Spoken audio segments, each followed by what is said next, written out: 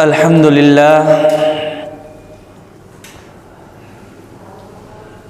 لله وكفى والصلاة والسلام على أشرف الأنبياء وعلى آله وصحبه ومن تبعهم بإحسان إلى يوم عظيم. أما بعد فأعوذ بالله من الشيطان الرجيم. بسم الله الرحمن الرحيم. يا أيها الذين آمنوا ادخلوا في السلم كافة ولا تتبعوا من خطوات الشيطان إنه لكم عدو مبين. صدق اللہ العظیم. درود شریف پڑھیں. اللہم صلی علی محمد وعلی آل محمد کما صلیت علی ابراہیم وعلی آل ابراہیم انک حمید مجید. اللہم بارک علی محمد وعلی آل محمد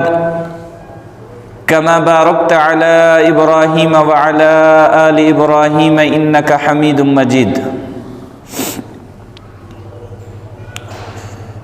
انتہائی قابل صد احترام محترم دوستوں، بھائیوں اور بزرگوں، قرآن مجید کی ایک آیت آپ کے سامنے تلاوت کی ہے. دعا ہے اللہ تبارک و تعالی صحیح بات کرنے، صحیح بات سمجھنے اور صحیح طور پر عمل کرنے کی توفیق عطا فرمائے.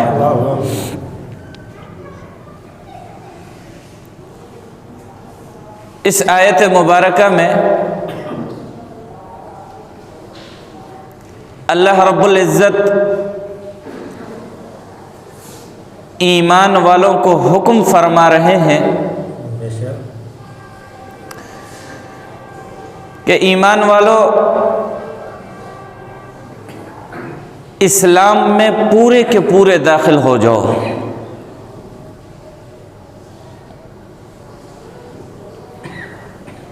ایسا نہ ہو کہ اسلام کے جس حصے پر تمہیں عمل کرنا آسان لگے اس پر عمل کرو، اور جہاں پر تھوڑی مشکل پیش آئے اسے چھوڑ دو، یا جس پہ دل چاہا اس پہ عمل کیا، جس پہ دل نے نہ چاہا، طبیعت نہ مانی، اسے چھوڑ دیا کہ اب مرضی تمہاری نہیں چلے گی. اسلام سے پہلے مرضی تمہاری چل سکتی تھی. پہلے تم آزاد تھے، پہلے تم با اختیار تھے،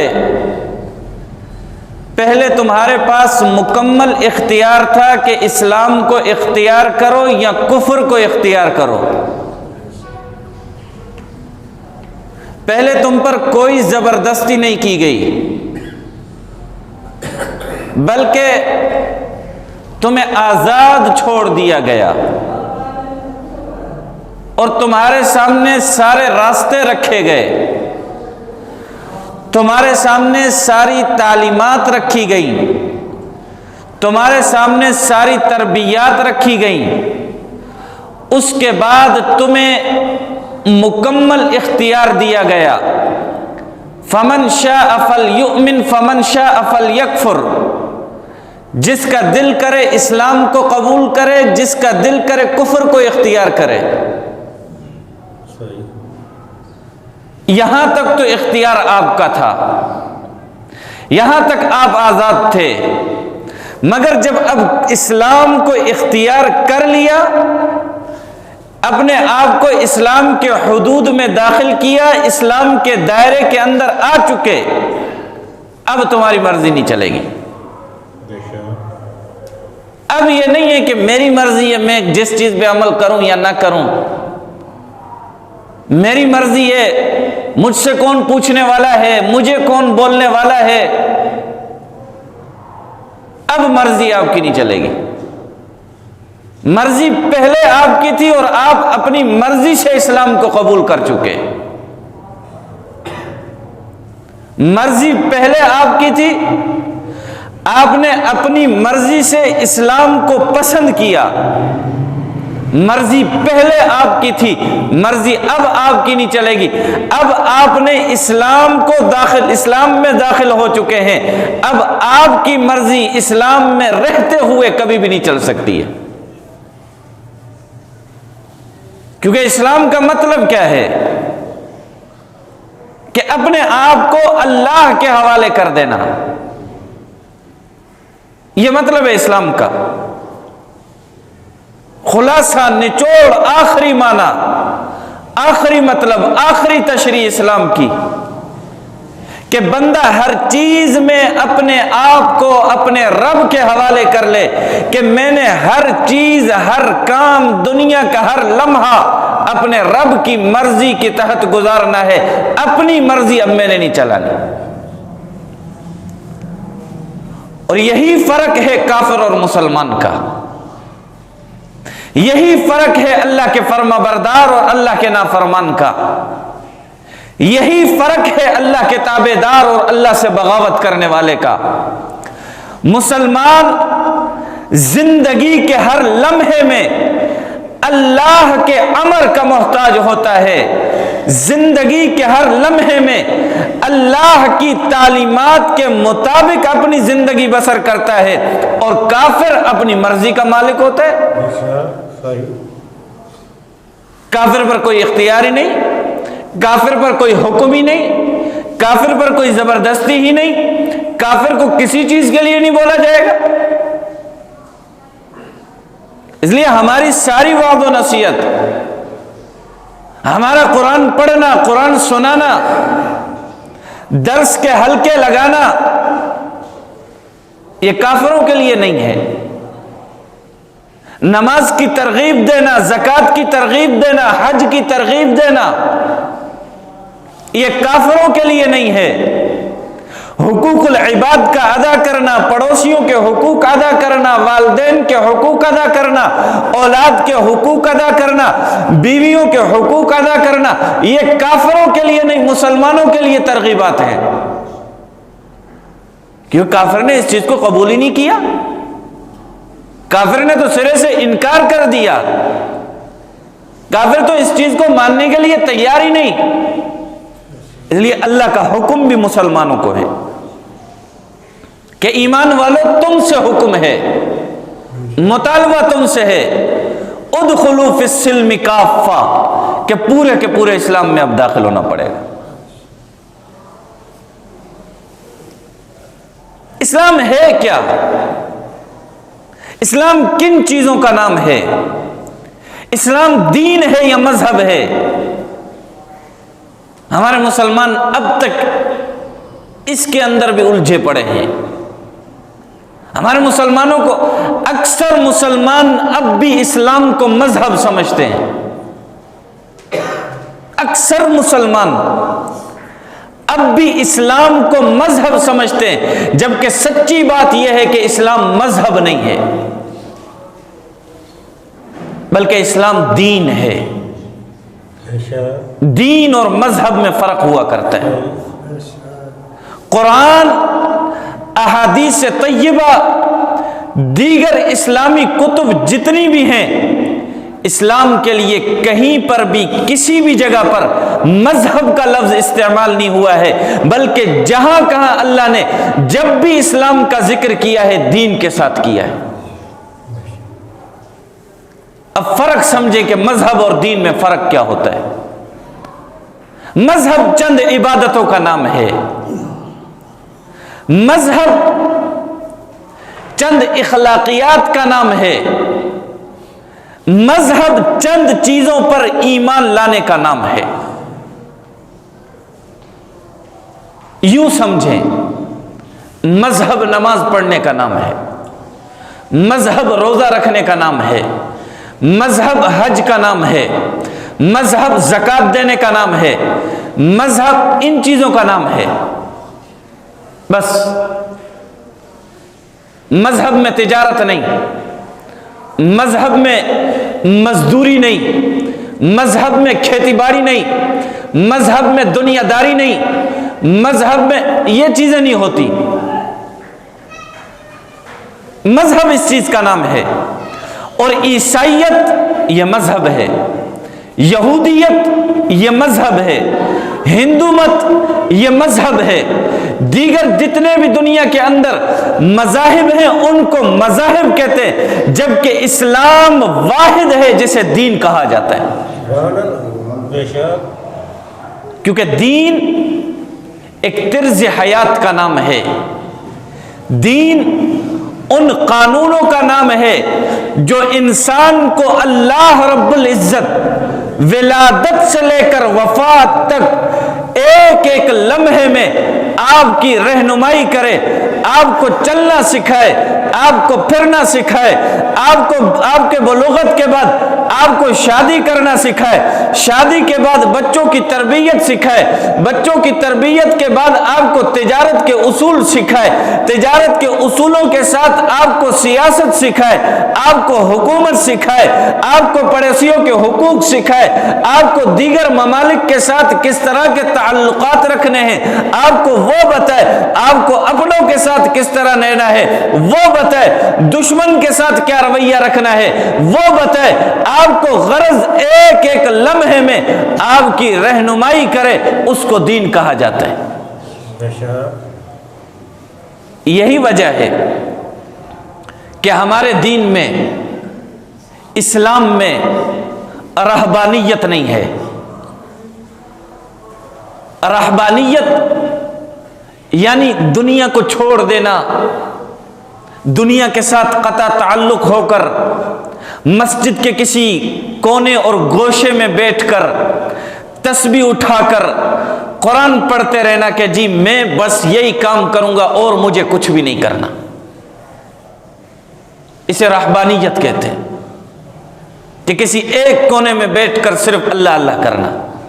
ایک کونے میں بیٹھ کر صرف قرآن کی تلاوت کرنا، ایک کونے میں بیٹھ کر صرف اللہ کے ذکر و اذکار کے اندر مشغول رہنا، اس کو رہبانیت کہتے ہیں. اور اسلام میں رہبانیت نہیں ہے. اسلام اس چیز کو پسند ہی نہیں کرتا ہے کہ آپ ہر چیز چھوڑ کر، دنیا سے تعلق چھوڑ کر، دنیا سے تعلق کو توڑ کر ایک کونا اختیار کر لیں اور کونے میں بیٹھ کر آپ اللہ اللہ کریں. یہ چیز اس کو اسلام پسند نہیں کرتا ہے کیونکہ اسلام دین ہے. عیسائیت مذہب ہے جبکہ عیسائیت کو یہی چیز سب سے زیادہ پسند ہے، یہی چیز سب سے زیادہ پسند ہے.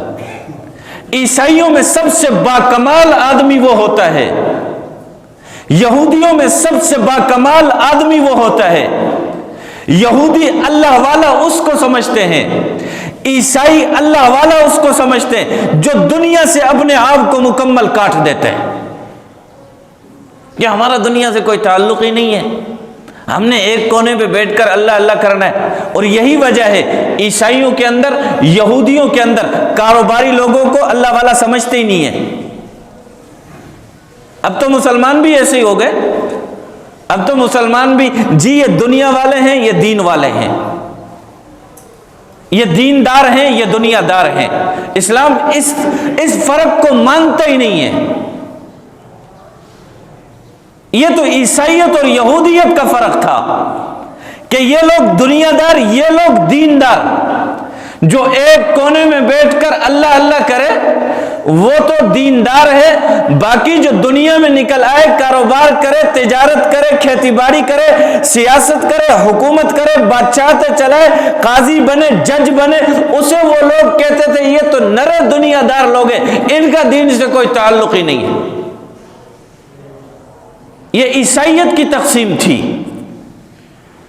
اسلام نے اس تقسیم کو ختم کیا اور اسلام نے بنیادی طور پر ہمیں 5 چیزیں عطا کی. پورے اسلام کا خلاصہ 5 چیزیں عطا کی.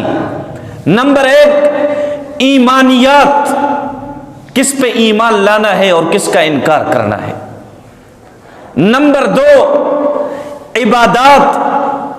کون کون سی عبادتیں کس کس وقت پر کرنی ہے۔ نمبر 3، معاملات،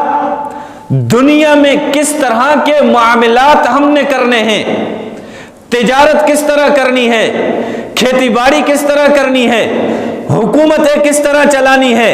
ہماری خارجہ پالیسی کیا ہونی چاہیے، ہماری داخلہ پالیسی کیا ہونی چاہیے، ہماری غیر ممالک کے ساتھ ہمارے تعلقات کس طرح ہونے چاہیے، ہمارے سفیر کیسے ہونے چاہیے، ہمارے مشیر کیسے ہونے چاہیے، ان کو معاملات کہتے ہیں، اور اسلام ہماری مکمل رہنمائی کرتا ہے اس پہ۔ اور چوتھی چیز،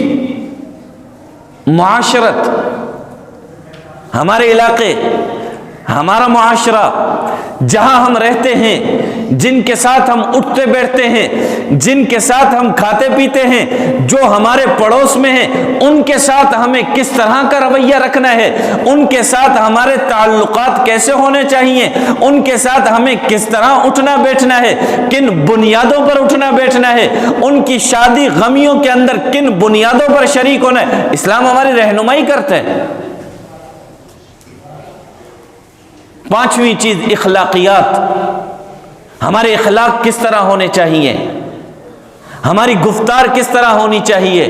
ہمارے بات کرنے کا انداز کس طرح ہونا چاہیے، ہم نے جب بڑے سے بات کرنی ہے کس طرح کرنی ہے، چھوٹے سے بات کرنی ہے کس طرح کرنی ہے، اپنے لیول کے بندے سے بات کرنی ہے کس طرح کرنی ہے، اسلام ہماری مکمل رہنمائی کرتا ہے۔ اب جب اسلام مجھے ایمان دے رہا ہے، ایمانیات بتا رہا ہے کہ اللہ پر ایمان لانا ہے، اللہ کے رسولوں پر ایمان لانا ہے، اللہ کی نازل شدہ کتابوں پر ایمان لانا ہے،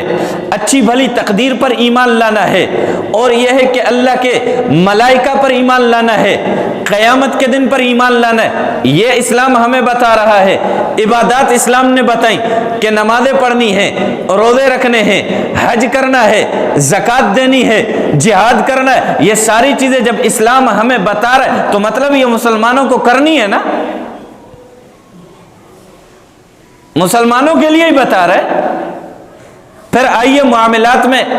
کہ اسلام نے تجارت کے اصول بتائے، اسلام نے جو ہے کھیتی باڑی کے اصول بتائے،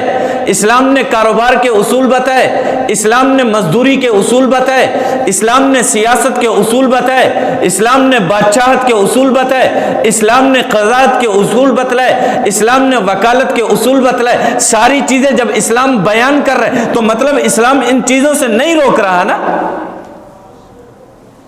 اگر اسلام نے ان چیزوں سے روکنا ہوتا، منع کرنا ہوتا، تو سرے سے اسلام میں تجارت کا کوئی ذکر ہی نہ ہوتا، بلکہ ہمیں تجارت کا ذکر اس حد تک ملتا ہے کہ کائنات کے سب سے افضل ترین انسان پیارے پیغمبر صلی اللہ علیہ وسلم خود مزاربت اور مشارکت پر تجارت کیا کرتے تھے، ہر چیز کے اندر۔ پھر اخلاقیات کے اصول ہمیں جب اسلام دے رہے تو مطلب اسلام ہمیں آزاد تو نہیں چھوڑتا نا، کہ آپ کی مرضی، آپ کی زبان جو بکواس کرتے پھرو، آپ پر کوئی پابندی نہیں، آپ سے کوئی پوچھنے والا نہیں، کیونکہ زبان آپ کی ہے، آپ جو بکواس کرو گے سب مانا جائے گا۔ تو بنیادی طور پر اسلام کے خلاصے یہ 5 ہیں، اسلام کے یہ 5 ستون ہیں، اسلام کے یہ 5 حصے ہیں۔ ایمانیات، عبادات، ان کو تو چلو ہم کسی درجے میں اسلام ماننے کے لیے تیار ہیں، مگر آج کا مسلمان بھی معاملات کو، معاشرت کو،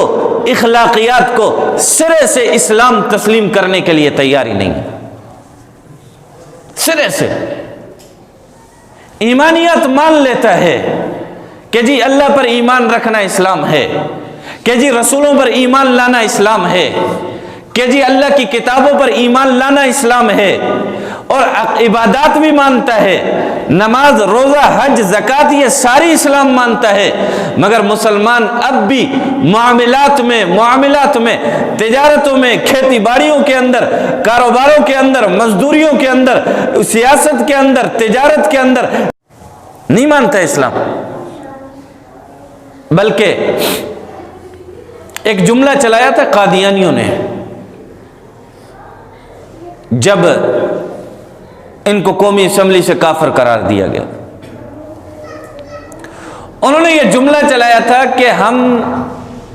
علماء کا ادب کرتے ہیں،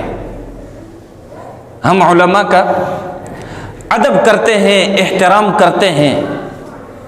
مگر ان علماء کا جو مسجد میں بیٹھ کر اللہ اور اللہ کے رسول کی بات کرتے ہیں۔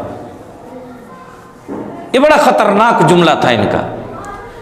ہم ان علماء کا ادب کرتے ہیں جو مسجد میں بیٹھ کر اللہ اور اللہ کے رسول کی بات کرتے ہیں، دین کی تبلیغ کرتے ہیں،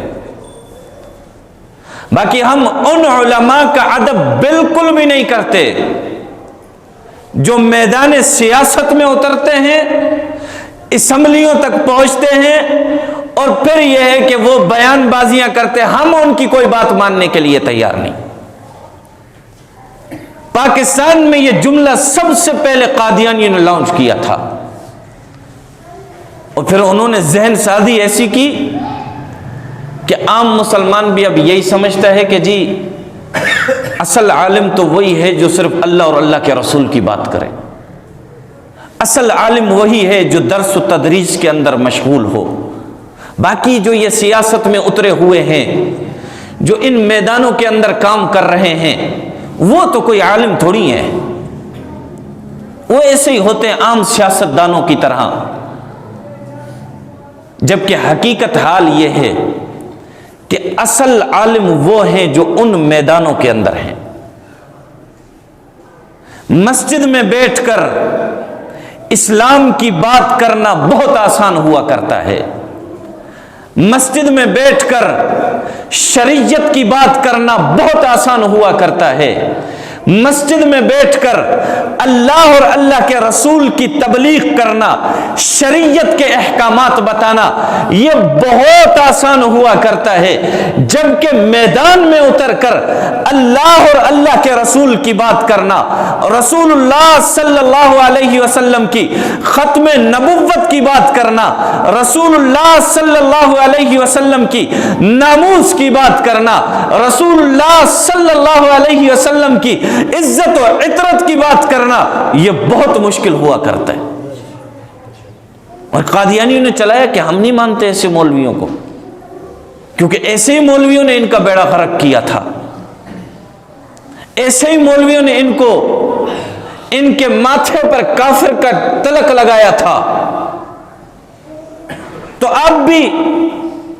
ہمارے اکثر مسلمان نادان بیچارے، جنہوں نے اسلام کو پڑھا نہیں، اسلام کو سمجھا نہیں، جو اسلام کو صرف نماز کی حد تک جانتے ہیں، جو اسلام کو صرف روزے کی حد تک جانتے ہیں، جو اسلام کو حج اور عبادات کی حد تک جانتے، وہ کہتے ہیں کہ مولوی صاحب آپ جب مسجد میں بیان کریں تو آپ نماز کی بات ضرور کریں، روزے کی بات ضرور کریں، حج کی بات ضرور کریں، مگر یہ حکومتی پالیسیوں پر بات نہ کیا کریں، حکومت و پالیسیوں پر آپ نے بات نہیں کرنا، آپ نے کسی سیاستدان کا نام لے کر اسے نہیں ٹوکنا، آپ نے کسی کی بات نہیں کرنی۔ کیوں بھائی؟ کیا حکومت اور سیاست اسلام نہیں؟ ایک شخص نے کہا کہ حکومت اور سیاست مکمل اسلام ہے، اصل ہے اسلام میں حکومت بھی ہے، سیاست بھی ہے، مگر چونکہ ہمارے ہاں نہ سیاست اسلامی ہے، ہمارے ہاں چونکہ لوگ اسلام کی سیاست کی طرف آنے کے لیے تیار نہیں، اسلام کی حکومت کی طرف آنے کے لیے تیار نہیں، تو اس پر بات کرنے کی ضرورت ہی نہیں ہے۔ میں نے کہا پھر تو سب چھوڑنا پڑے گا۔ اگر یہ چیز لیجیے کہ لوگوں میں یہ چیز نہیں، تو اکثر لوگوں میں نماز بھی نہیں، تو نماز کا ذکر نہیں ہونا چاہیے، اکثر لوگوں میں حج نہیں، تو حج کا ذکر نہیں ہونا چاہیے، اکثر لوگوں میں زکوٰۃ نہیں تو زکوٰۃ کا ذکر نہیں ہونا چاہیے۔ تو میں نے آپ کو ابتدا میں کہا ہماری یہ ساری ترغیبات مسلمانوں کے لیے، کافروں کے لیے نہیں ہے۔ اور اللہ بھی یہی کہہ رہے ہیں کہ ادخلوا فی السلم کافہ، کہ تم نے اپنی مرضی سے اسلام کو قبول کیا ہے، اپنی مرضی سے، تم پر کوئی جبر نہیں تھا، کوئی پابندی نہیں تھی، تمہیں کسی نے مجبور نہیں کیا تھا، تم اپنی مرضی سے اسلام کی طرف آئے تھے۔ اب جب اپنی مرضی سے اسلام کو قبول کیا ہے، اسلام کے دائرے میں آئے ہو، اب تمہاری مرضی نہیں چلے گی، اب وہی چلے گا جو اللہ چاہے گا۔ اب تمہیں نمازیں بھی پڑھنی پڑیں گی، اب تمہیں عبادات کا خیال بھی رکھنا پڑے گا، ایمانیات اور عقائد بھی درست رکھنے پڑیں گے، معاملات بھی اسلام کے مطابق کرنے پڑیں گے۔ تو اللہ فرماتے کہ اپنی مرضی سے اسلام میں آئے ہو، اب جب آئے ہو تو اب تمہاری مرضی نہیں چلے گی، اب اللہ کی مرضی سنے چلے گی۔ پھر آگے اللہ نے عجیب بات فرمائی، فرمایا وَلَا تَتَّبِعُوا مِنْ خُطُوَاتِ الشَّيْطَانِ، شیطان کے پیروکار نہ بننا۔ یہ جملہ بڑا عجیب جملہ ہے کہ سب کو پتہ ہے شیطان بڑا عبادت گزار تھا، شیطان بڑا عابد تھا، حتیٰ کہ بعض کتابوں والوں نے لکھا ہے کہ آسمان پر ایسی کوئی جگہ نہیں ہے کہ جس پر شیطان نے عبادت نہ کی ہو، جس پر شیطان نے عبادت نہ کی ہو، بڑا عابد تھا۔ مگر ایک غلطی ہوئی، ایک، زیادہ نہیں، صرف ایک غلطی ہوئی۔ میرے رب نے کہا کہ آدم کو سجدہ کر، شیطان نے کہا میں نہیں کروں گا، میری تکبر کا مسئلہ ہے، میرے غرور کا مسئلہ ہے، میرے انا کا مسئلہ ہے، وہ مجھ سے کمتر ہے، وہ مٹی کی پیداوار ہے، میں آگ کی پیداوار، میں اس کو سجدہ نہیں کر سکتا، میں آپ کو سجدہ کرتا ہوں، مجھے بڑا فخر محسوس ہوتا ہے، میں آپ کی حمد کرتا ہوں، مجھے بڑا مزہ آتا ہے، مگر میں شیطان کی، حضرت آدم علیہ السلام کو سجدہ نہیں کروں گا۔ اللہ نے راندہ درگاہ کر دیا، اللہ نے ذلالتوں میں سے اتنا ذلیل کر دیا کہ شاید کہ اس سے بڑا ذلیل کوئی اور ہو۔ اب آئے نا ذرا، اللہ نے یہ بات یہاں پر کیوں کی کہ پہلے کہا کہ پورے اسلام پر عمل کرو، پھر کہا کہ شیطان کے پیروکار نہ بننا، کہ شیطان بھی، کیونکہ بعض لوگوں کو ہوتا ہے گھمنڈ، ہوتا ہے جی ہم ویسے تو بڑے نیک ہیں لیکن نماز نہیں پڑھتے، ہوتا ہے بڑے نیک ہیں، ہم تھوڑی کسی کا دل دکھاتے ہیں، ہم بڑے نیک ہیں الحمدللہ، ہمارے چلے بھی پورے جا رہے ہوتے ہیں، ہم جماعت والوں کے ساتھ بھی جڑتے ہیں، ہم جماعت آئے تو اس کا اکرام بھی پورا کرتے ہیں، مگر ایک دو چیزوں میں کمی ہے، ایک دو چیزیں ہم سے نہیں ہو رہی ہیں، ہم سے نماز کی پابندی نہیں ہو رہی، معاملات میں ہمارے معاملات سیدھے نہیں ہو رہے، ان میں ہماری کمزوری ہے۔ تو اللہ نے فرمایا کہ تباہ و برباد کرنے کے لیے ایک کمزوری بھی کافی ہے، ایک کمزوری بھی کافی ہے۔ وَلَا تَتَّبِعُوا مِنْ خُطُوَاتِ الشَّيْطَانِ، شیطان کی پیروی نہ کرنا، کہ شیطان نے بھی ایک چیز کو چھوڑا تھا، کہیں ایسا نہ ہو تم بھی کسی ایک چیز کو چھوڑ بیٹھو اور وہ ایک ہی چیز تمہیں تباہ و برباد کر کے رکھ دے، کہیں ایسا نہ ہو کہ تم دین کو، اسلام کو صرف ایمانیات سمجھ لو یا عبادات سمجھ لو، معاملات میں دین کو کوئی لفٹ نہ کرو، اخلاقیات میں دین کو لفٹ نہ کرو، معاشرات میں دین کو لفٹ نہ کرو، کہیں یہ چیزیں تمہیں تباہ و برباد نہ کر دیں۔ آخر میں پیارے نبی کی حدیث سنو، اللہ کے نبی نے فرمایا، مسلمانوں خیال کرنا، اپنے صحابہ کو درس دے رہے تھے، اپنے صحابہ کو اسلام کی کیفیات بتا رہے تھے، فرمایا بدع الاسلام غریبا، میرا اسلام جب ابتدا میں تھا، جب اسلام میرا نیا نیا تھا، اسلام کے شروع کے دن چل رہے تھے، فبدع الاسلام غریبا، میرا اسلام اجنبی تھا، میرا اسلام غریب تھا، میرے اسلام کو تسلیم کرنے کے لیے کوئی تیار نہیں تھا، میرے اسلام کے ایمانیات بھی کوئی نہیں مانتا تھا، میرے اسلام کے اخلاقیات بھی کوئی نہیں مانتا تھا، میرے اسلام کی عبادات بھی کوئی نہیں مانتا تھا، میرے اسلام کی معاملات بھی کوئی نہیں مانتا تھا۔ پھر میرے نبی نے فرمایا، پھر اللہ نے ایک وقت ایسا کیا، اللہ نے اسلام کو فتح دی، نصرت دی کہ اسلام پھیلتا چلا گیا، پورے عرب میں پھیلا، پوری دنیا میں پھیلا، پھیلتا چلا گیا۔ پھر میرے نبی نے فرمایا فَسَيَعُودُ كَمَا بَدَعَ، پھر ایک وقت ایسا بھی آئے گا قیامت سے پہلے پہلے، ایک وقت ایسا بھی آئے گا قیامت سے پہلے پہلے پہلے کہ میرا اسلام واپس اجنبی بن جائے گا، میرا اسلام واپس غریب بن جائے گا، میرا اسلام واپس پہلی جیسی صورت میں چلا جائے گا۔ کیا مطلب؟ جیسے پہلے میرے اسلام کے ایمانیات کوئی ماننے کے لیے تیار نہیں تھا، جیسے پہلے میرے اسلام کے جو ہے عبادات ماننے کے لیے کوئی تیار نہیں تھا، جیسے پہلے میرے اسلام کے اخلاقیات ماننے کے لیے کوئی تیار نہیں تھا، معاملات ماننے کے لیے کوئی تیار نہیں تھا، معاشرت ماننے کے لیے تیار نہیں تھا، میرے صحابیوں قیامت سے پہلے ایک وقت آئے گا میرا اسلام واپس اسی طرح اجنبی بن جائے گا۔ کوئی نہیں مانے گا میرے اسلام کو، کوئی نہیں لفٹ کرائے گا میرے اسلام کو، کوئی نہیں میرے اسلام کے قریب آئے گا۔ لیکن یہاں ایک خطرناک بات اور ہے، پہلے اسلام اجنبی تھا، پہلے اسلام کا انکار کرنے والے تھے، پہلے اسلام کو لفٹ نہ کرانے والوں میں جب ہم نام لیتے ہیں ابو جہل کا نام آتا ہے، عتبہ کا نام آتا ہے، عتیبہ کا نام آتا ہے، مکہ کے کافروں کا نام آتا ہے، مکہ کے مشرکوں کا نام آتا ہے۔ مگر آج کے دور میں کفر ممالک کو چھوڑو، اپنی بات کرو، مسلمانوں کی بات کرو، اسلامی ممالک کی بات کرو، ایمانیات کیا ہیں، عبادات کیا ہیں،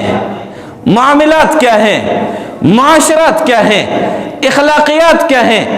کچھ بھی نہیں ہے۔ اسلام کو کوئی لفٹ کرانے کے لیے تیار ہی نہیں ہے،